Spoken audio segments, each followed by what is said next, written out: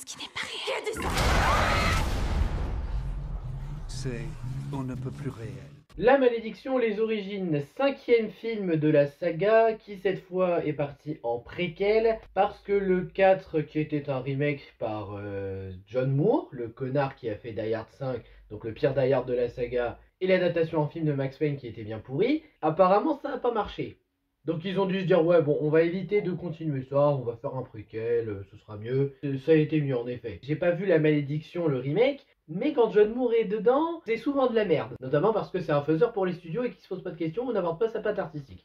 Mais bon, c'est pas le débat. Donc La Malédiction, les origines, qui continue la saga de Richard Donner. Enfin, je dis ça parce que c'est lui qui l'a démarré en 1976 avec le premier La Malédiction, que je n'ai pas vu, ni le 2, ni le 3, ni le remake, donc c'est pas la peine de me dire, oh là là, compare. Non, je peux pas comparer. En plus, j'aime pas comparer en général, je trouve ça débile. Mais ça m'a pas empêché de me dire, bon, j'ai pas vu beaucoup de films d'horreur cette année pour l'instant, le seul que j'ai vu c'est Immaculé, donc pourquoi ne pas aller le voir? Je suis allé le voir, c'est correct, mais sans plus, je trouve. En fait, le film a vraiment des qualités à retenir, hein, mais à côté, il y a des trucs qui juste ne marchent pas. Si je vous parle par exemple du jeu d'acteur, je ne suis absolument pas convaincu ici. Pas parce qu'il n'y a pas de grosses pointures en termes d'acting, ou alors que je connais pas, non, c'est juste, je ne suis pas convaincu par les performances. Ce qui arrive, hein, c'est pas un drame. À part le jeu d'acteur, l'horreur qui ne se base que sur les scare jump, je suis désolé, hein, je sais que je suis chiant, mais les scare jump, j'ai rien contre ça quand tu n'en mets pas tout le temps. Si tu ne mets que de ça, comment tu veux avoir peur? Parce que les premières fois, tu te fais surprendre. Les autres fois, bah, tu vois venir le truc et tu te dis, ok. Ça, sans compter certains personnages mis en retrait aussi, genre la colocataire de Margaret, la protagoniste. Un truc drôle, c'est que tu la vois qui l'incite à aller en soirée et tout ça. Après, tu ne la revois plus jusqu'à ce qu'elle prononce ses vœux. Et ça dure bien quoi? 1 heure de film, 3/4 d'heure, vraiment tu la revois plus. Hein. Et après, elle revient, elle a pas un rôle important, mais elle est là. C'est sympa d'avoir bien un perso comme ça qui apporte pas grand chose, hein.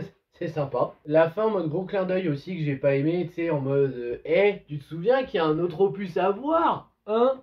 Vous savez, moi j'ai rien contre les clins d'œil dans un film, mais vous pouvez éviter de faire des gros clins d'œil comme ça en mode ultra évident. On n'est pas débile, on a compris qu'il y avait d'autres films. Et puis même sans ça, j'ai vraiment l'impression que ce genre de gros clin d'œil c'est prendre le spectateur pour un débile. Après je critique, mais en vrai il y a quand même des qualités. Décor, costume c'est joli, la retranscription en 1973. Parce que oui, le film se passe en 1973. C'est plutôt pas mal, la photographie est assez convaincante. Margaret, elle est attachante dans sa personnalité. Une bonne sœur qui veut prononcer ses vœux, mais qui a quelques empêchements. Il y a un truc inattendu qui marchait malgré un scénario prévisible. Je pense pas que je ferai de partie spoil pour vous le dire, hein, je pense que c'est assez évident. Et il y a la fameuse Carlita qui, j'avoue, apporte une certaine intrigue de se dire qu'est-ce qui va se passer, est-ce que c'est vraiment ça ou est-ce que c'est autre chose. Donc il y a quand même des bons points dans La Malédiction et les origines. C'est un film d'horreur correct. Après, je pense que le plus gros problème du film, et je crois que je serai le seul à le dire, mais je vais quand même en parler, c'est le fait qu'il sorte un mois après Immaculé. En fait, le problème, c'est que les deux films parlent d'une naissance très attendue. On retrouve quand même des points similaires, assez similaires, pas sur tous les points,